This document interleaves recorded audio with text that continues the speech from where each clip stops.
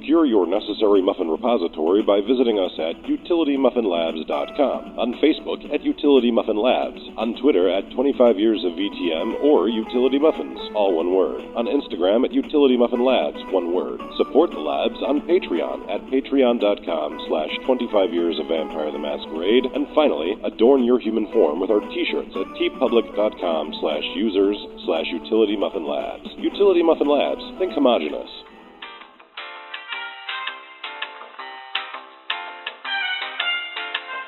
You are now listening to the NerdWords podcast, brought to you by utilitymuffinlabs.com. If you know your party's extension, please dial it now. Press 1 for customer service. Press 2 for podcasts. Press 3 to check on an order. Welcome to another episode of NerdWords. I'm Nathan. And I'm Bob. And we had every intention of having Jeff join us today, but he's MIA. You know, he has a family, it's a holiday, he has a life. But we are joined by Rachel. I don't have a life or a family. So. But you do have an amazing story that both Bob and every other person that listens to this podcast gets to hear, and I would like you to tell it. What story? Oh, is this the Ball tap fart? Ball tap fart story? Yeah. Okay. Ball tap fart. Okay. Bob, did Nate tell you about ball tap fart? No, not at all. Okay. In fact. All right. Well, and you know, Nate, please feel free to jump in and add your color commentary to this story, because you are a professional storyteller in many ways, as is Bob. So I'm actually feeling a little intimidated by, you know, recording this, because people are going to see. But hopefully, what it highlights is what just a layman's story is versus two professional storytellers. But entertain me. Okay, I'm ready for it. So. What had happened was, though this is like maybe Friday night or something, and I usually have practice Friday nights. My dojo has like an all levels practice, and it's a nice opportunity for me to go practice and not have to lead practice. And usually the highest ranking people are there, so it's a good opportunity for me to learn, right? I come home and I'm like, you know, I need to shower. I need to, you know, whatever, but I'm still amped up because it's Friday night. It's like 9:30 and I just finished working out really hard. So I get home and Nate, we were going to go out and celebrate because, you know, Nate had gotten a new job, and it's a pretty good job, and we're both really excited about it. So I'm showering, getting ready for dinner, but I'm still like, you know, a little antsy, a little amped up from practice. And so we were just goofing off in the living room, you know, just pretending, you know, there's a lot of fake kung fu movie style karate chops happening, and, you know, we're just goofing off. And I totally by accident, you know, not even thinking, just tapped Nathan in the balls with the back of my hand. And I didn't think it was hard. Like, it was, you know, as hard as it would be if you were just going to kind of swat a fly off of your shoulder, you know? Apparently that's hard enough. What Rachel didn't know was that being even gently tapped unexpectedly in the groin area is an immediate shutdown button. Yeah, it's a stop button for sure. And that's ladies, if there are ladies who listen to this, all two of you, you don't have to tap the balls hard to get things to shut down. So I just, you know, whatever, tap accidentally, did not mean to hit anything in that area. Nate full doubles over, and then doesn't make a sound except one sound comes out of his body. It's like there's a tap, and then he doubles over, and there's immediate.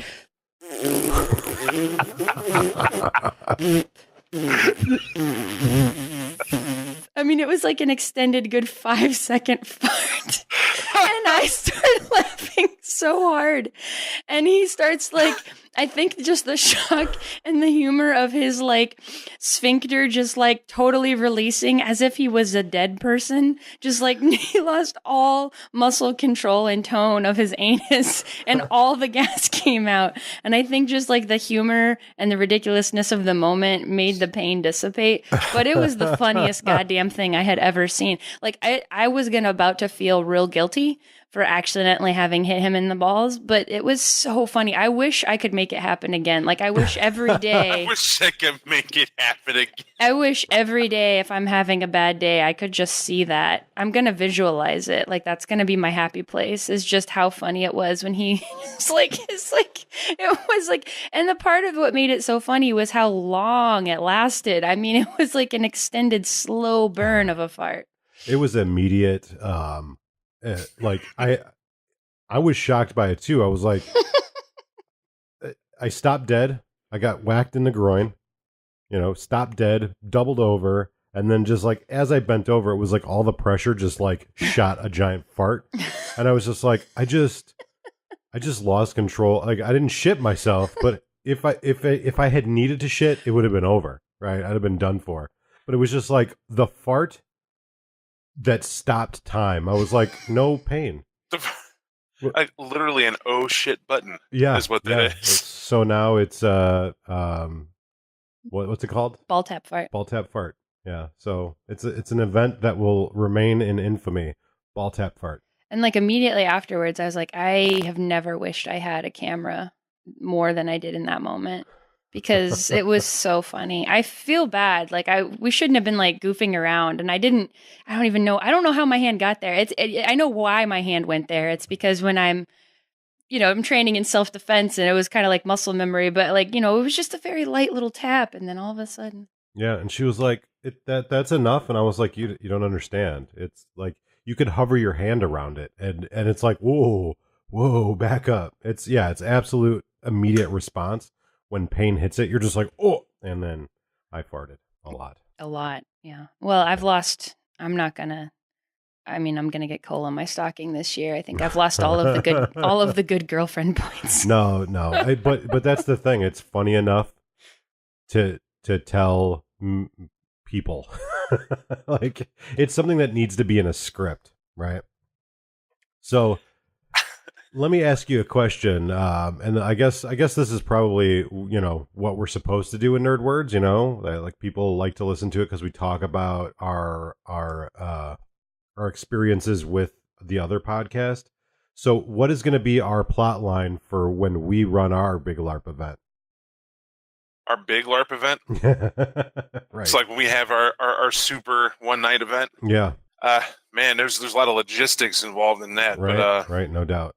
So I really don't know. Like, so some people, like 5 of them, they could be going, what are you guys talking about? Well, we did an interview this week with an individual from a like LARP group called Jackalope LARP, right? And if you listen to the podcast, you've probably heard that. But we were talking about like the type of LARP that they're running. And I don't remember what that type of LARP was called. Do you remember what it's called? Bespoke. it was bespoke, yeah. Okay. Bespoke style. So, bespoke style was something I did look them up. I did some research. I had never heard of that style of LARP before. And, it's just very curious to me, like, what, Nate and Bob, people like to hear us here unfiltered. I just want to talk about like that style of LARP and like opinions about it. I also had the privilege of interviewing, sort of impromptu interviewing someone on Curse of Cain. Oh, really? Who had they participate in the former Camarilla organization. Yeah. There's Mind's Eye Theater Society now, I believe was what he said. And they use the actual Nordic style. Like, he paid the 5,000 just to go to the event where they ran the Convention of Thorns in the Dark Ages out of that castle. You remember looking at that? Right. He was talking about that too. Matthew Webb was talking about that too. Yeah, he was there. And it's distinctly different from the bespoke style. So what is a Nordic style? So the Nordic style is LARP like we know it, right? It's rock, paper, scissors, followed out of the book. Difference being is that the story's preset. So like, they knew it was the Convention of Thorns, but in Mind's Eye Theater Society, the castle where they were at, what he said, again, these are his words, that when you're there and you're doing the whole plot aspect, you know where you're at, you know where your character was made and what side of the fence, so to speak, they're on. But the event's not, what you do is not predetermined. That's not what that's about. The costuming's there. The role-playing a cool castle is there. Right. But everything you're used to in a normal LARP is there, with this difference. They don't have the same rules that fall out of the book, like the no-touch rule, the no what have you, the no drinking, like that stuff is all left up to adults. But in the Nordic style, it's predetermined that it's all about permissions, right? We're going to run this scene, but I'm going to get your permission, because my character is going to try to do something to you, and we resolve the chop, but we're going to act it out. Yeah, so there are chops involved, because I got the sense when I went back. Obviously, I listened to the interview you guys did while I was driving around the other day and in the shower or whatever. But I got the sense that there wasn't going to be like any chop throwing. I mean, is that what you guys thought from the bespoke style, or? Well, the bespoke style is different. Matt was quick to point that out, that the Nordic style different than bespoke style. They have similarities, but the similarities are the big story. Mm-hmm. Like the purpose we're all here. But the Nordic style, and I'm going to end that for Mind's Eye Theater Society. Other than being jealous I wasn't there at the Castle of Awesome. Right. when that went down, I actually have strong interest to go there. Not only is it's more of a feel. I've done Nordic style and didn't know it before. Me and Nate have participated in games where someone would be like, in this scene, I'm going to get real close to you and I'm going to like choke you at the end of it. We're going to do it. And they'd act that out. But everybody listening or watching that may be there wasn't expecting it. And it draws the scene, right? And enhances it. And folks act it out. But the bespoke style definitely does it. There's no chop because it interrupts, as he was saying, it interrupts the flow.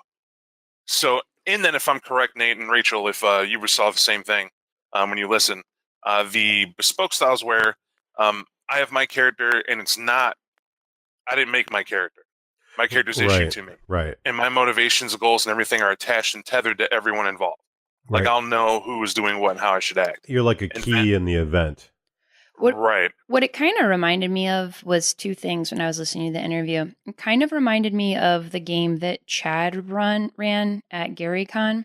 Like, I feel like that's sort of what Chad was going for, and that he had all these pre-generated characters and he had a story, and it was like a story that was going to last one night, right? Which is very similar to LARPs I had, played out at Gencon or whatever. But it seemed like, Chad had a definite vision of how the story was supposed to go, and he kind of guided and shepherded the players to kind of get there. It wasn't like open-ended, like there was, I felt anyway from my perspective, that there was a definite end to that story. Right. But it also reminded me of Westworld without robots. You know what I mean? Like you're given a character, or you are a character, and there are set stories that are happening around you, and perhaps how you act determines the direction that the story goes, but the story is going to resolve itself the way it's going to resolve itself regardless of what you do. That's kind of what I got. I kept thinking about Westworld, right, with the whole bespoke style. Yeah. I think that for us, like we're used to very much like the local hobbyist version of LARP, right? Like we go to, Ray runs a game. We go to Ray's game, and then eventually Ray doesn't want to run a game anymore, and maybe somebody else runs a game or they take over that game, right? It's not part of an organization or a group, and like you make your character and the storyteller works on whatever plot they're going to work on from week to week, or some of them don't even do that, right? Some of them are just like, you're in the world, whatever happens in the world happens. Right. So like I think that's primarily what we're used to, but I have noticed like what you talked about where you were like, the person will come up and kind of describe to you. And like my reaction's always been like, what the fuck is this person doing? Right. like, because I think that's just ignorance on my part. Like, I didn't know that, there's different types of like LARP games. It's just, I've got a laws of the night, like have book will travel. That's always kind of been my mentality. I feel that's the correct one. Right. Right. We're playing the same system. We all bought the same book. Right. I get a different house rule for a call out of the book, but when you dynamically change the overall, you're in a different event. Right. You know what I mean? For instance, the Nordic LARP, I'll give a pass to that style LARP because that makes a lot of sense to me. Because it's a themed event, people have challenges, but it's also over the course of like 4 days, I believe they were there for that whole castle theme. And for the bespoke style, it's not my bag. It's not my bag for one reason. LARP's also competitive, right?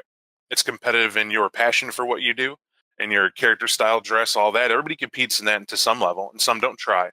But ultimately, it's the portrayal of a different persona from your perspective. Right. It's like a shared fantasy. Like you're bringing your character to me, and I may know you out of game, but do I see a different when I deal with you, is it different? This is a different person. Right. And in the bespoke, when you're written to be different and you know it's not going to be the same, it seems that it's just improv theater. Right. It's improv theater. There was a game, and I think it's a story we've talked about on this podcast before, where, you know, there was like a sword duel, right? I don't want to mention any names, but like there's a sword duel and it was all worked out ahead of time.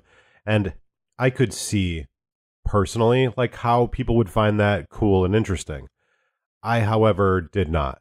Right. And I have to admit, like, in agreement with you, as I've gotten older, I've become much more willing to be open to like different ways of doing things. So I would for sure be willing to go to a game that's based on this system, right?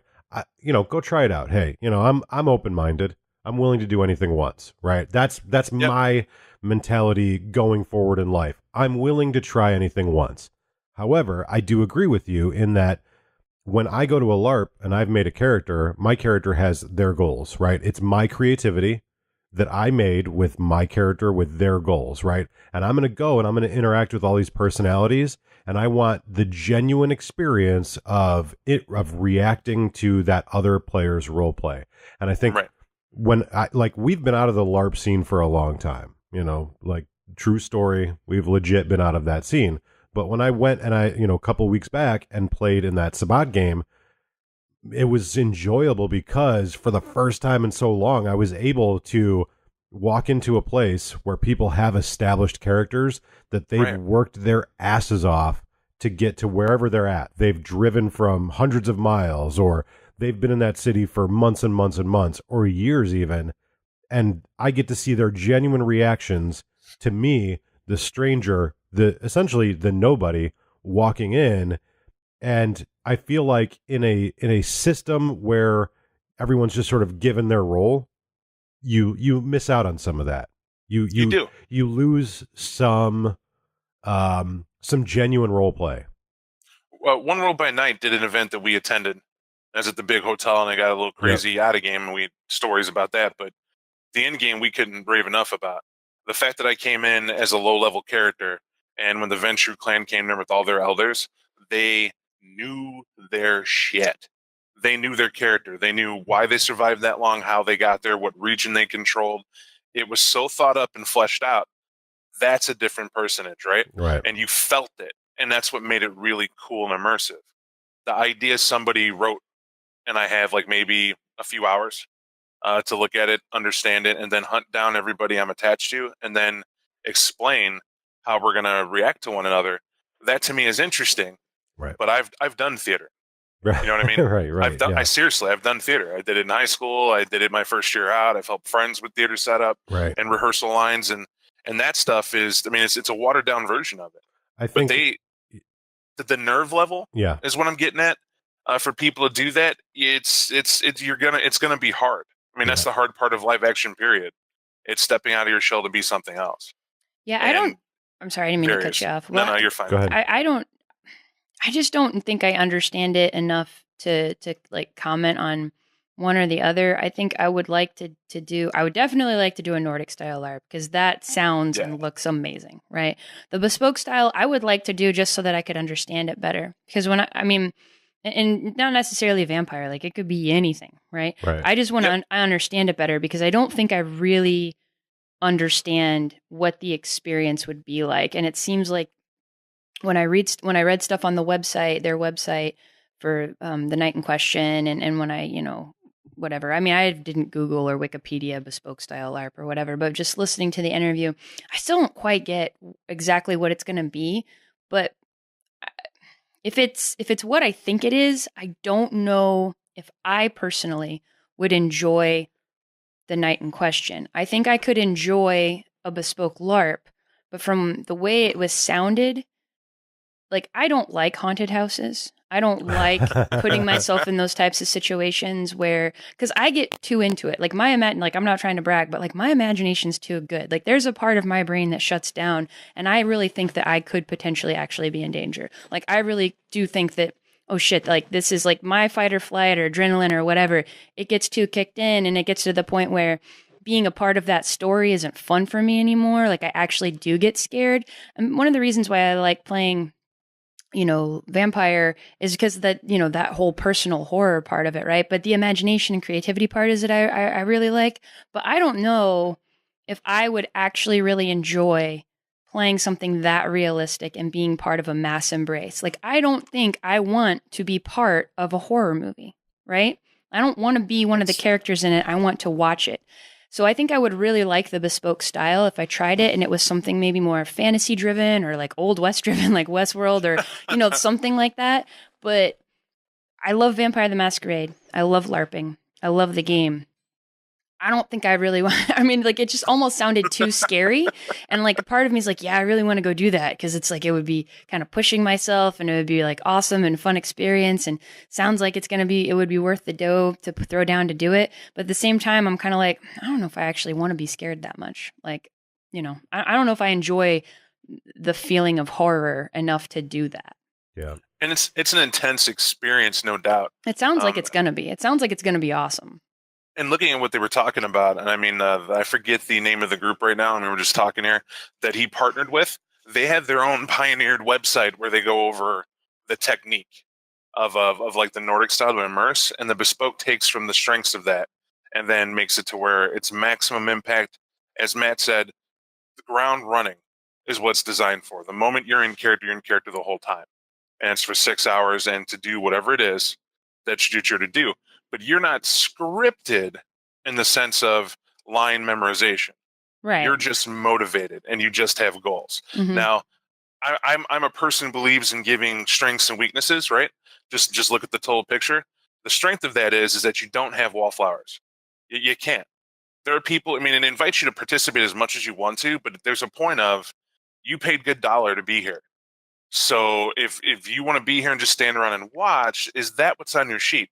Because the other shoe is that if your motivations and goals are pivotal to 3 other people who need to participate, and so much as one of those 3 don't participate, that could be a bad experience. And so there puts an onus. Yeah, well, and participate. Absolutely. And yeah, to go to your point, like if I'm going to travel to a huge event like that and put down that money, you're having to put a lot of trust and faith, and not just the people who are setting up that event, but the other players who you may not know. Like I've sat in tabletop games before where you have players who aren't pulling their weight, and that can make for a shitty game night, right? Where it's like, listen, guys, my character is not a leader. My character is not the person who should be driving this. But Rachel's fucking bored and someone needs to do something. And when you have characters or players who aren't pulling the weight that their character should, that can happen in tabletop as well. So I can imagine that it would be equally as disappointing if it were happening in like a high value LARP like that, right? Whether it's Nordic bespoke or even just, your run of the mill, we're meeting at the park and throwing chops on a Saturday LARP, right? Right. We did participate in a version of this, and it wasn't called the bespoke, so it was just called LARPing. Dark Duality usually threw events year to year for the first 3 years of Gencon that I started going. And Nate was at one with us where they got to, him, Melissa, and everybody else that were in a Sabat pack together. And they went all out. Tattoos and the 9 and everything else. And for some reason, they were invited as like emissaries to discuss this big thing. Mm-hmm. And no one told them. Right? It wasn't on their sheet that that's what they were there to do. Right. Until they get to the event. And everyone else, the Camarilla, of course, or Camarilla, depending on how it is supposed to be pronounced, they're dressed to the nines. Every one of them in a suit, something, what have you. And it was all based on clan as their style befit them. But there were these small rooms, preset stage-like areas where the events would take place and meetings and whatnot. I don't recall seeing chops. Like, I don't recall, at least from my end, I was the hidden Asimite player who was supposed to kill like 5 people. Right. And I didn't do a single chop until the storyteller ran a scene with me on the side where I was trying to kill these 5 people. Yeah. For us, like as a Sabat, most of our night was chops. Well, you had take that experience out of it. I'm talking about like the positive here. Right. Because the negative, and I don't want to shit on that. Right. I'm just saying that because that is your story with that. And I walked in, I'm falling into it. But basically the good stuff, Rachel, what I'm talking about is bespoke. I feel I've done. Because in that event, you were told that person is your contact, and that person is the one that you're supposed to relate to, and this guy you may or may not kill. We leave that up to you. Right. It was close to it, but wasn't quite what they did. Right. And so, but I remember having a lot of time. I just sat there knowing that I couldn't act out. You know, everyone had the unspoken rule that it was night one. No one dies on night one. Mm-hmm. That's like an ongoing, like they literally announced no one can be killed night one. So it was like, well, Right. all right then. So I guess that's that. And night two, it's like still nobody dies on night two. Night three, everybody dies, or whatever you want to do, because it's, you know, building up to the big point. Right. But bespoke style, we got to remember it's for a 1 night LARP 6-hour period.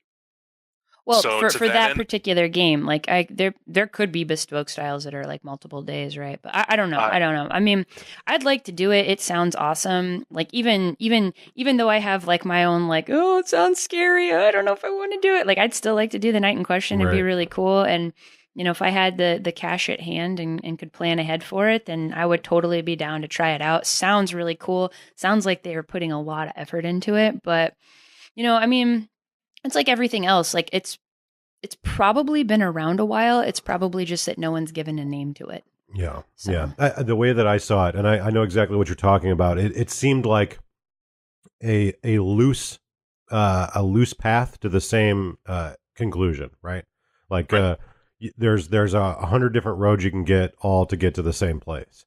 And so why I am not a huge fan of that is because to me it's always like you're not really in charge of what happens, right? It's like a video game, right? Like maybe there's 2 or 3 endings to a video game, but at the end of the day, most of the time you're getting to the same place, right? And I've always liked the endless possibilities of creativity in a normal LARP, or just even like in a normal storytelling game. And I think that like that's why for us, when we were like, hey, what's the one thing that's always the same at these convention LARPs? It's always like you can do whatever you want, but whatever you do, it's going to end the same way at the end of the night. And we were like, what would be more fun than that?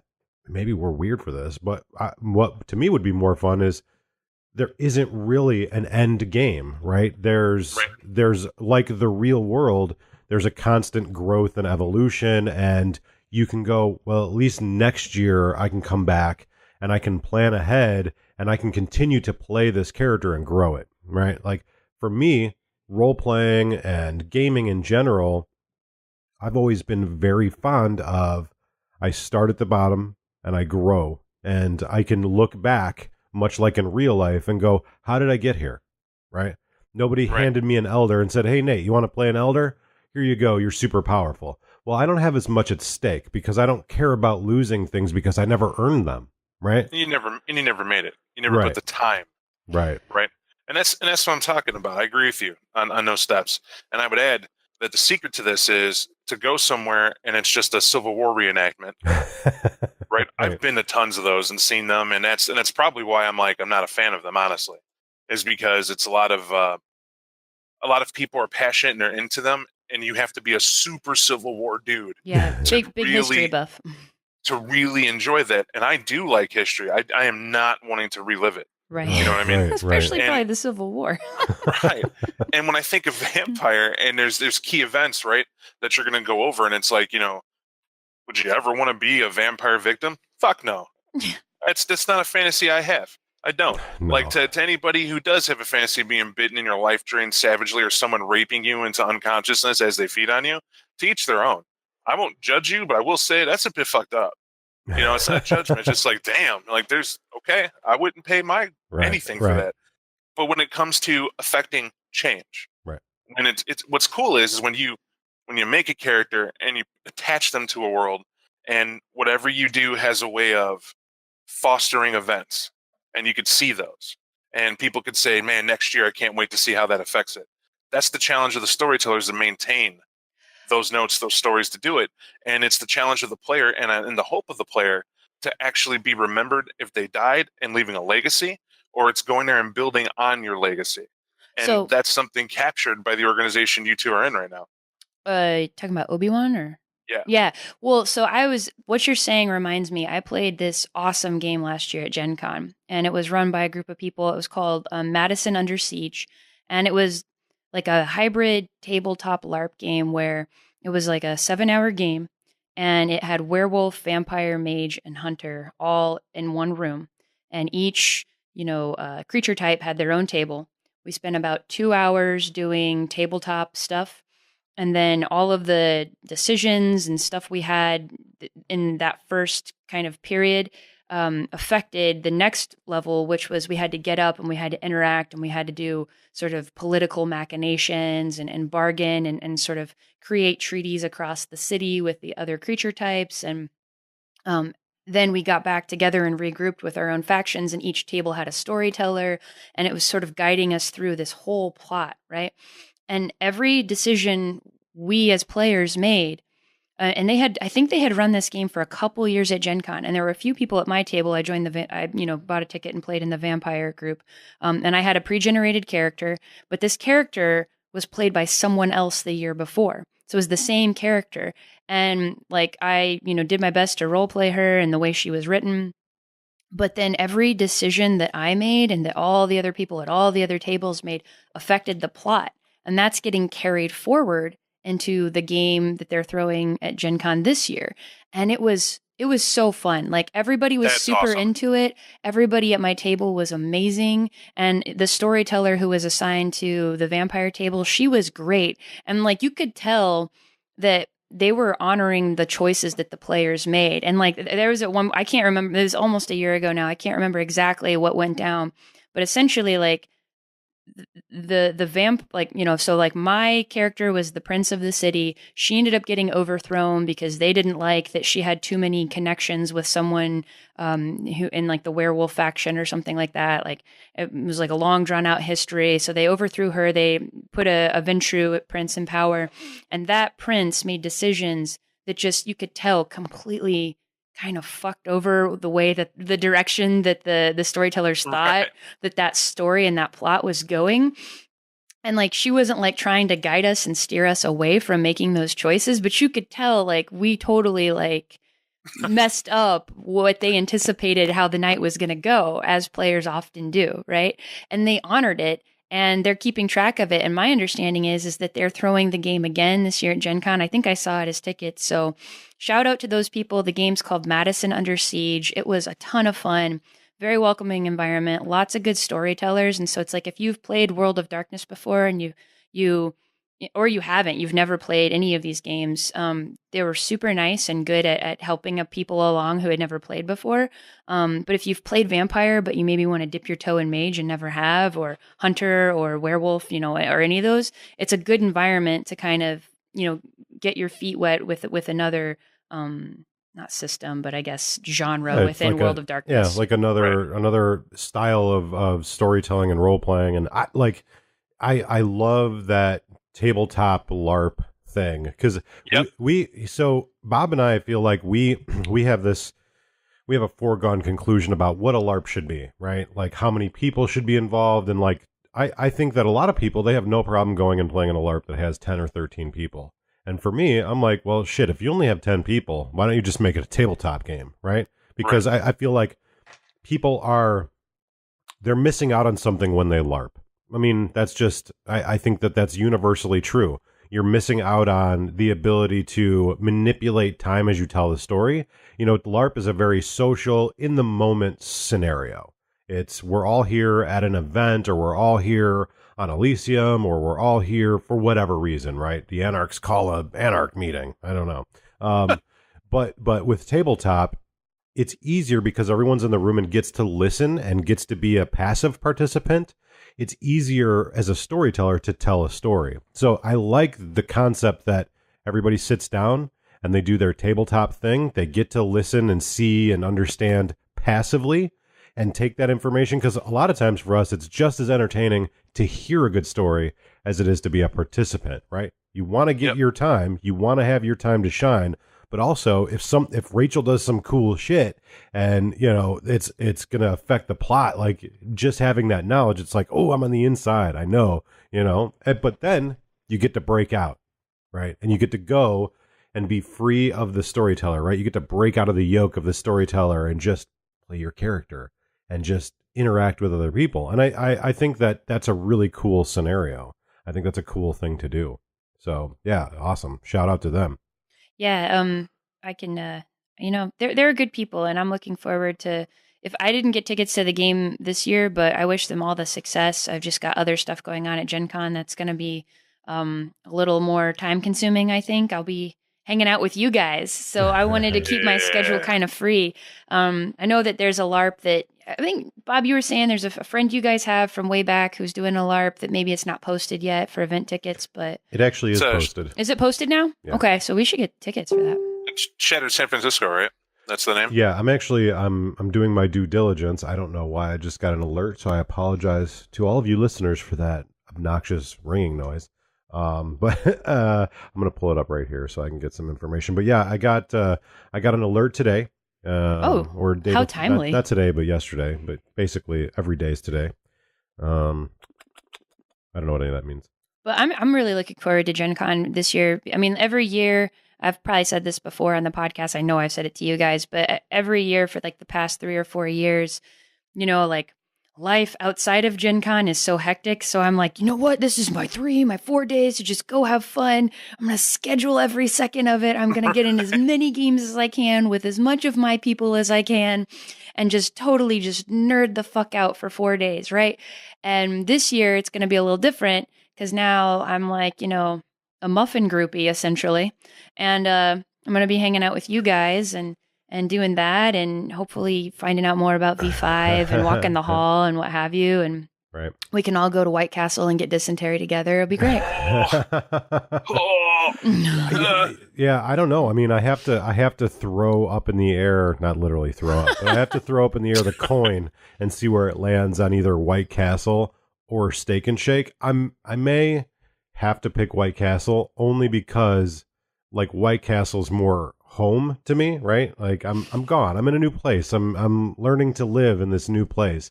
But anytime there's like something that I can think of that's homey, you know, I kind of want to do it. And Steak and Shake does not represent home to me. Like Steak and Shake has existed here. It's just I've avoided it there as well. Place. Yeah. So all right. Here's some information for those of you who are listening. The game that we are most likely going to be playing in, our goal is to be there, you know, at that LARP. It's kind of like where we've set our hats. It's Thursday, Friday, and Saturday night.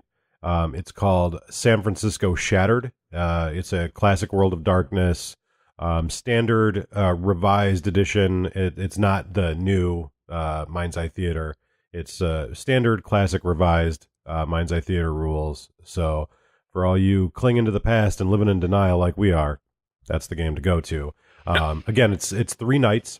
It should be a pretty huge event, and it looks like all of the supernaturals are going to be represented. I don't know if that's 100% true, but typically in the past it's been werewolf, vampire, mage, fae.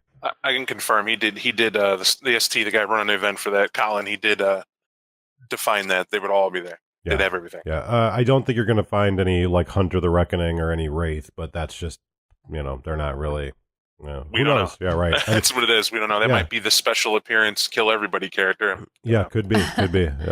Yeah. So my goal is to play a vampire, as is usually the goal, and I'm probably going to be going towards Anarch just in honor of what we do on Curse of Cain.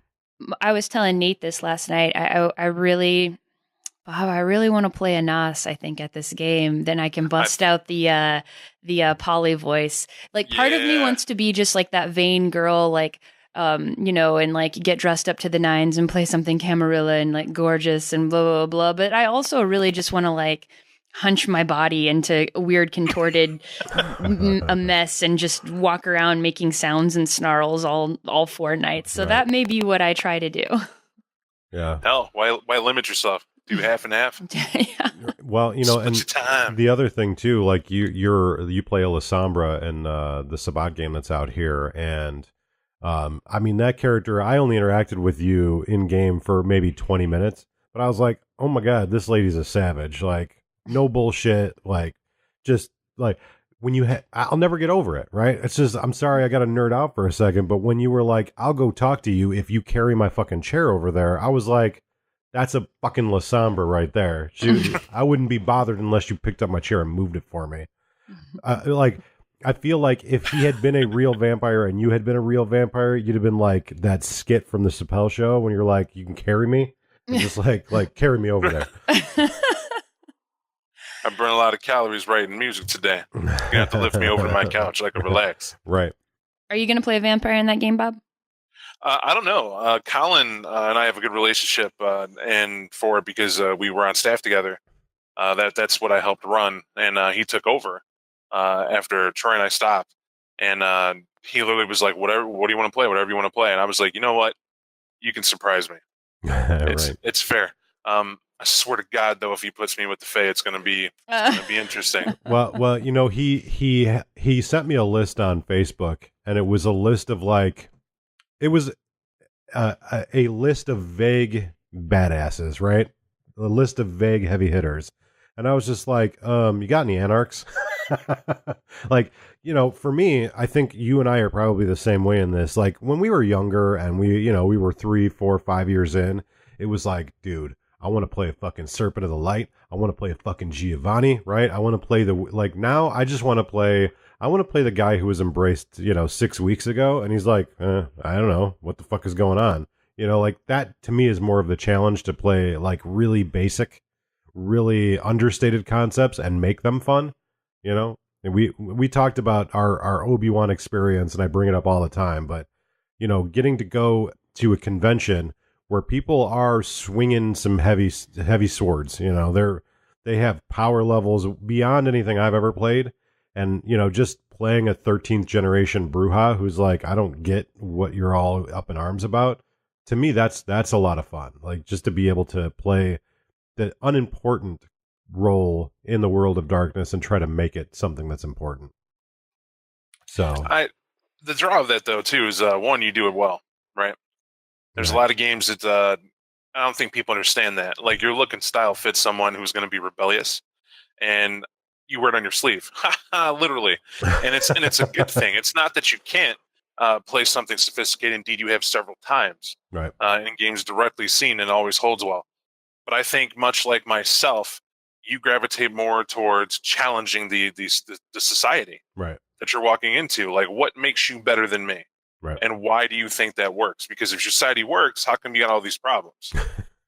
You know what I mean? That's the fucking truth. And that's the angle. And I think, I don't know, for you, I kind of think it's true, but for me, I know directly why I have an issue with anarchs is because I'm so rebellious. Right. By nature. Right. I'm a contrarian to the point of, like, I'm not a contrarian to everything. I just did it again to myself. You did it to yourself. You literally proved your point. Now, I guess I am. We'll leave it at that. That's just what I do.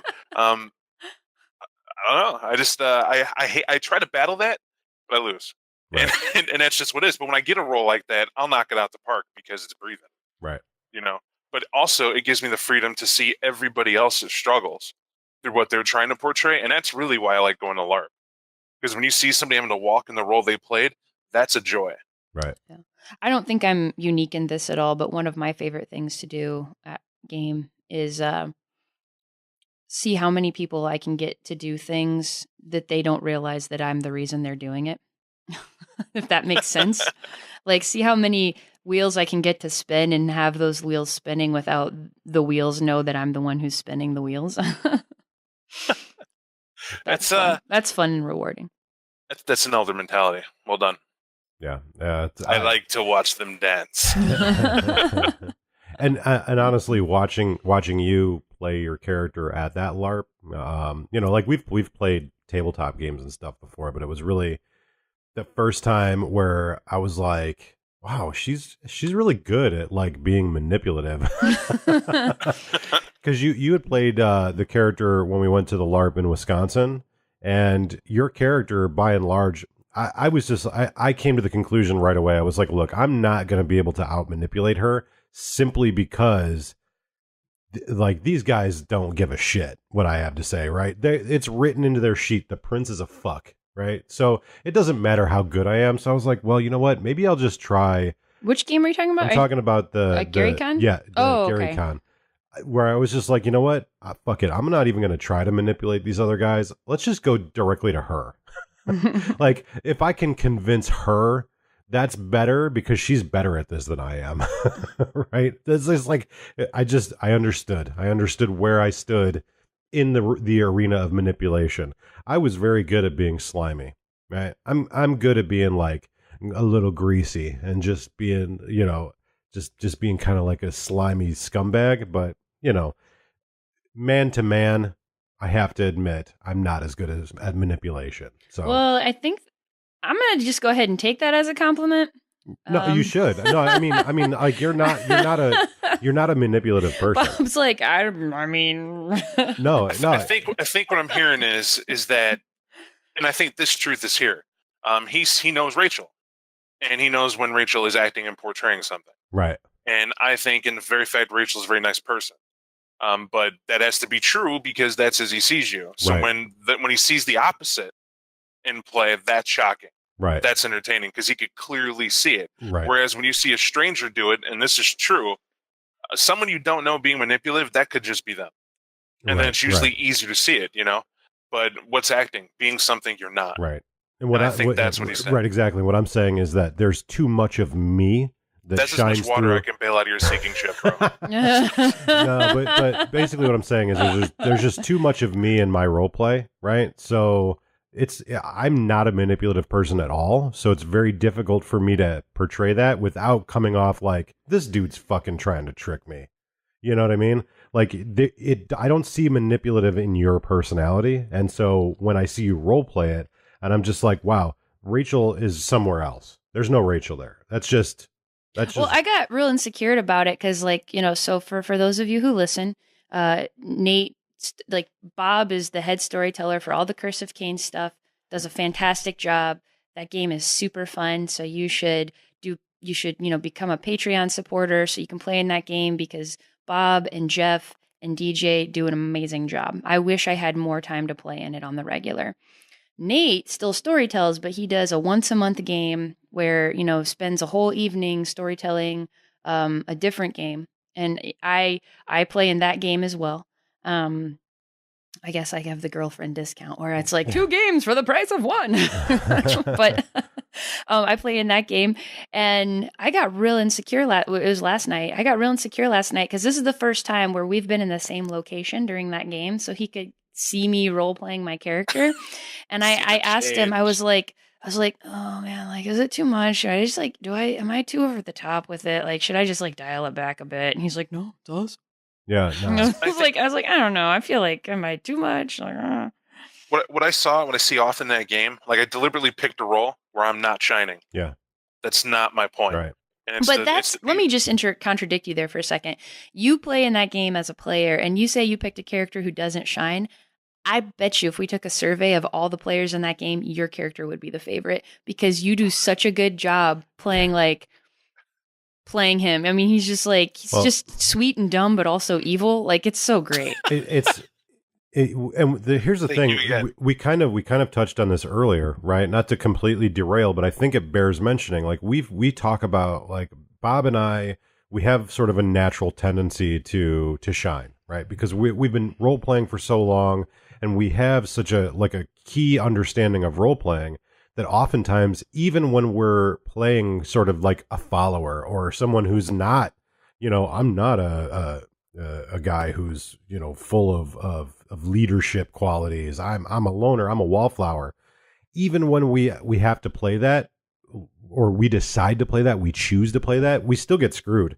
We still end up being in leadership roles because there are too many people who, I don't know, maybe they're not confident in role playing their character yet, or they haven't been doing it long enough, or they're not willing to take that step to realize that we're all just playing a game, that oftentimes because we have strong leadership qualities as people, we're sort of forced to take the wallflower character or take a character who's literally named Brick, who is a ghoul. And, we have to shine because it's just, that's why we're playing. We're playing to play our characters. And, sometimes when you're shining a brick, you become a beautiful stone. But that isn't to say, I would say, percentage wise, if you broke it down, the percentage of time that you're talking and actively role playing, it's probably the smallest among all the players, but you make such a big impact when you do say something or when you do take an action that it's like, it's noticeable. It's great. It's so much fun. I mean, Bricks, your character is the reason why, was one of my reasons why that game is so fun, in my opinion. Thank you. And that's pressure I didn't know. But I will, Yes, don't fuck it up, Bob. But I want to add this. There's a thing that happens. There's a synergy in the group when you guys get to trying to move forward, and you're locked in the so-called brood meetings that happens. I adore just listening to it because it's like listening to Nosferatu radio. It's just people keying in, and they're not the people I know out of game. Like the voices change. The biggest change is your character, but once you start, it's contagious. Suddenly, everybody's able to role play their character better and more. As they're like, well, she got great confidence doing it, so maybe I can. And then they try, and it enhances. And I could visibly hear Nate smiling in that moment during the whole time, because you don't want to interrupt that as a storyteller. You got to let that happen, no matter what flow is going on. And much like radio, the only negative in that game, any tabletop game, I'd say, is silence. When nothing's being said, it's like, I got to do something. Like when I forget how to use push to talk. No, I'm just kidding. I know what you mean. That's the worst thing, is like not holding down my push to talk button and then like going off on a diatribe, and Nate's like, they can't hear you, right? I'm like, oh, my bad.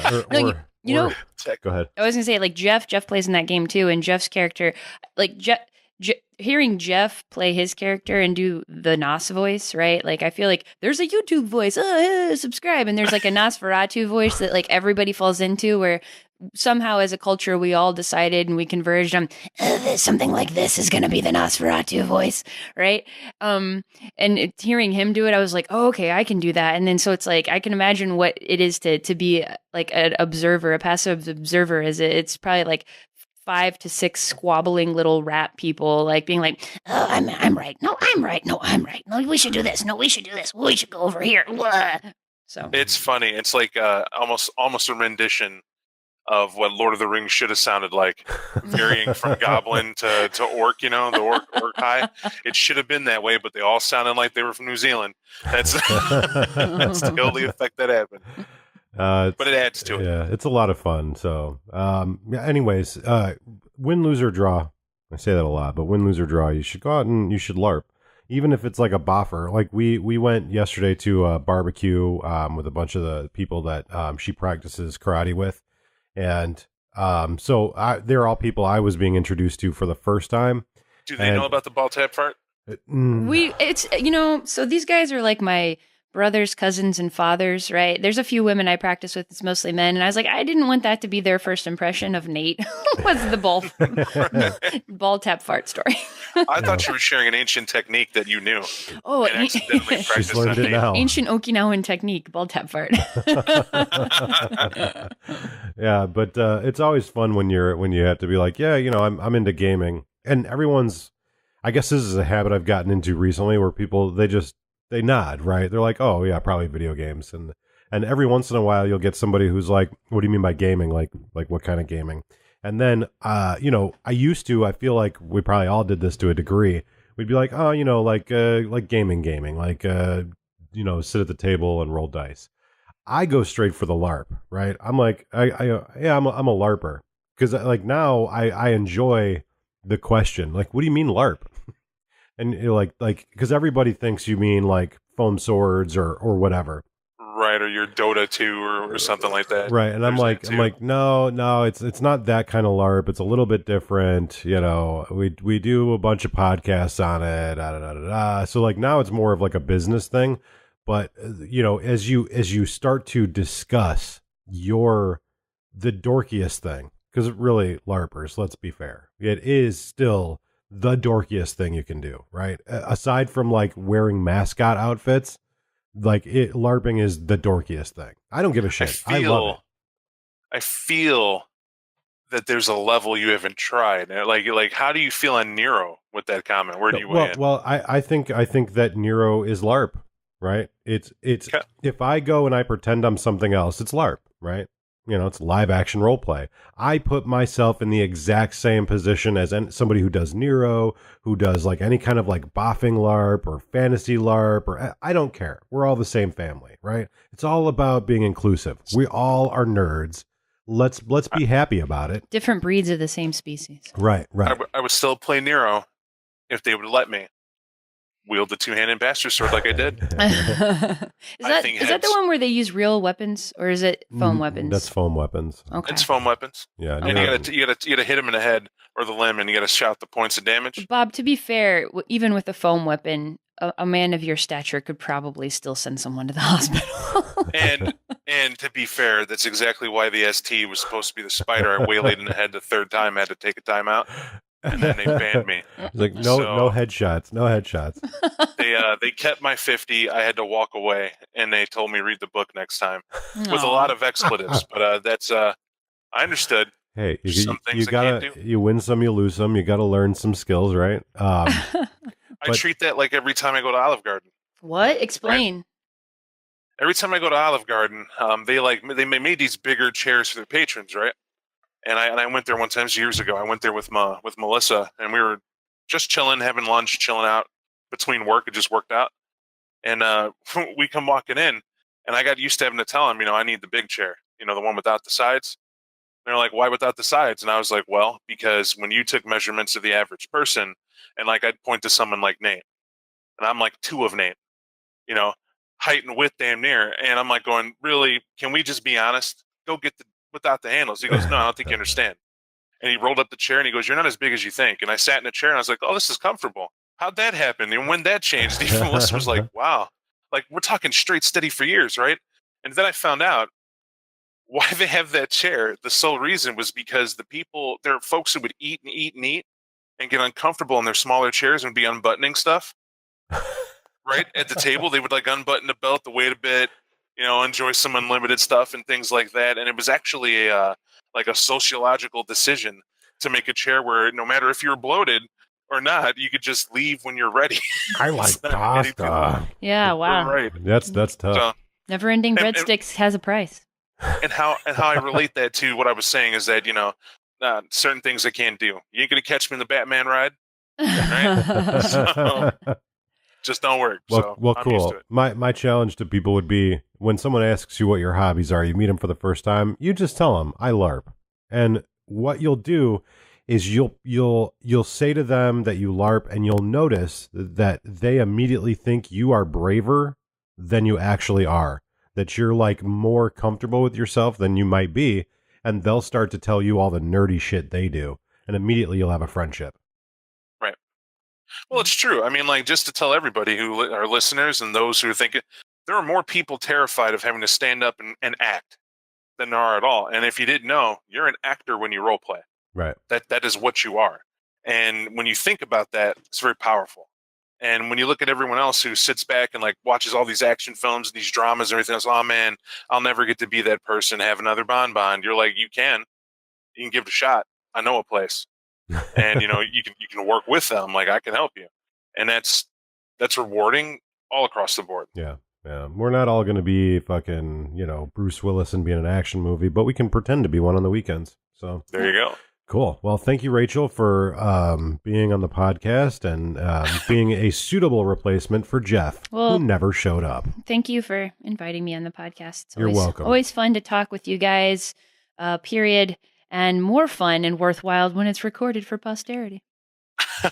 Without you, we wouldn't have ball tap fart.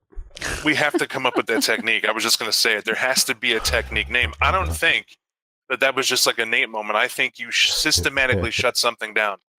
Yeah, I hit a pressure point. I hit a pressure point as to yet undiscovered. Like, did your hand do the vibrating palm? Was it like a tap and no. You shook it? I don't even know what it was. I can't even describe it. It was so light and so effortless that I don't think it's ever to be repeated again. It was like a shooting star. Well, the masters make it look easy. Yeah. If anyone out there is a martial arts master and they know the secrets of the ball tap fart, send us a message. It's a girlfriend playing around with her boyfriend technique is what it is. It's not meant for actual use in real combat. It's meant for being slightly drunk on a Friday, perhaps, or sober, but just having way too much energy. And if you just want to have feelings of guilt and then laugh, that's what it's for. All right. Well, thank you. And until next week, I'm Nathan. And I'm Bob. And we'll talk to you later.